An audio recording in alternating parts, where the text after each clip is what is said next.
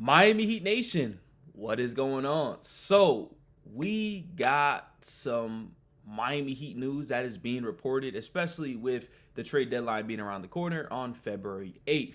Now, in this article, they are going to be talking about Nick Claxton potentially being a trade target for the Miami Heat. But before we do start today's video, if you guys are diehard Miami Heat fans and want to stay updated to all Miami Heat content, this is the perfect channel for y'all. Smash that subscribe button, turn on post notifications, drop a like. Appreciate that, guys, so much. We're in the grind for 5K subs, and the support lately has been insane. So thank you guys so much. Now, the Miami Heat are finally on a winning streak. They snapped their 7-game losing streak, and they beat the Sacramento Kings.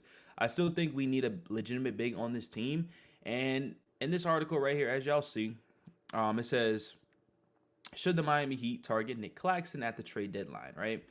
And it says, I heard more than once this week not to discount the idea that Brooklyn big man Nick Claxton could be more available over the next 7 days than previously advertised. He said there are mixed signals in circulation about the Nets' plans with Claxton as unrestricted free agency looms this summer. And then after that, it says, the Heat could offer a package centered around for forward Caleb Martin and Orlando Robinson. Claxton will provide them with a true backup center behind Bam Adebayo, allowing Love to return to his primary position of the power forward. Now, personally, in my opinion, I don't think Claxton would come here just to come off the bench. I don't think so. I think he wants to be a starter in this league, and I think he is a starting center in this league, to be fair, right? And so if this was supposed to happen, right, Nick Claxton will probably want to play the 5, and Bam would go to the 4 at this point. Would that work out? Probably not, just because of the spacing would not be the greatest at all. Nick Claxton is not known as a shooter. He's known as being in the paint, catching lobs, in offensive rebounds, getting defensive rebounds, and just playing the center position, protecting the paint, and stuff like that. Bam, on the other hand, he could spread out a little bit, shoot the mid-range, not known as a three-point shooter.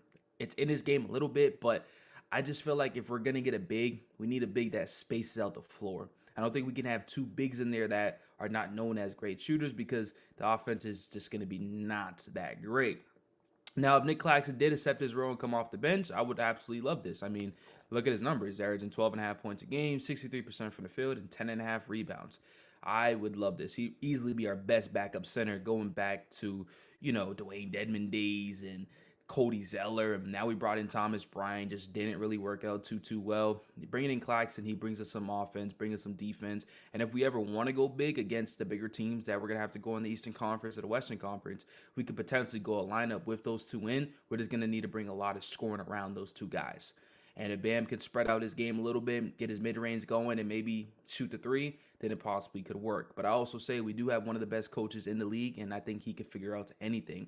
Now, going into the trade package in the sense of trading Caleb Martin and Orlando Robinson, I say we trade Caleb Martin if we know we're not going to resign him, because Caleb Martin's going to expect to make more money this upcoming season. Well, after this season, he is. So it's either we trade him to gain something out of it, or we lose him for nothing, like a Max Strus and a Gabe Vincent. But the only thing is, when we look at Nick Claxton's contract and all that good stuff, he is going to be unrestricted free agent. So I'm going to put it up on the screen for you here right now.